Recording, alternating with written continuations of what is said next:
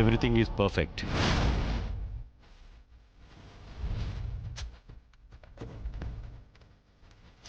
శరశ్చంద్ర గారు, సాధారణంగా ఒక మనిషి కోమాలోకి వెళ్తే ఇంకా ఆశలన్నీ వదులుకోవాల్సి వచ్చేది. కానీ మీ విషయంలో మిరాకిల్ జరిగింది.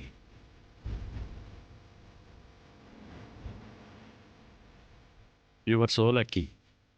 కోమాలోంచి బయటకు వచ్చి మామూలు మనిషి అయ్యారు. Congrats sir. Thank you doctor.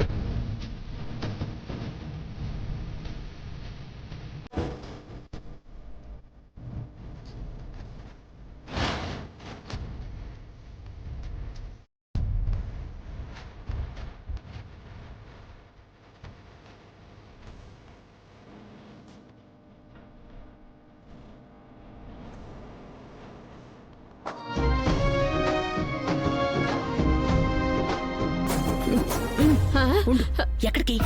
ఇక్కడే ఉండు.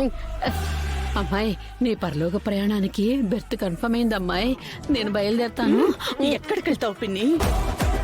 మర్చిపోయావా?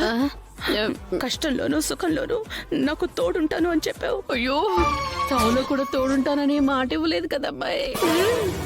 కలిసి చచ్చిపోవడానికి మనం ఏమైనా లైలా మజ్నూలమా? నోరు మూసుకుని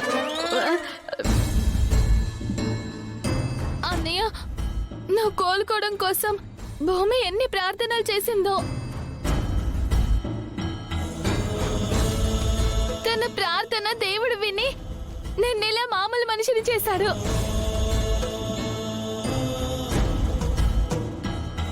ఈ రోజు నీ పుట్టినరోజు అన్నయ్య. భూమి గుడికి వెళ్ళి నీ పేరు మీద అభిషేకం చేయించి బొట్టు పెడుతూ నిన్నేమని అడిగిందో తెలుసా అన్నయ్య? నువ్వు కోమాలో నుంచి బయటికి వచ్చి మా అందరికి ఒక పెద్ద సర్ప్రైజ్ గిఫ్ట్ ని కావాలని అడిగింది.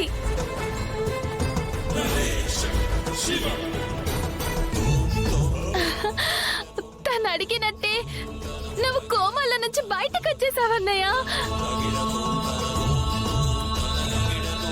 బావగారు, భూమి అడిగినట్టుగా మీరు మాకు సర్ప్రైజ్ ఇచ్చారు.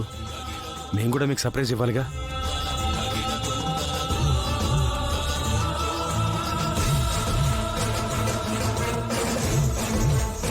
భూమి ఎవరో కాదు, మీకు శోభాచంద్ర చెల్లమ్మకి పుట్టిన మీ కన్న కూతురు బావగారు.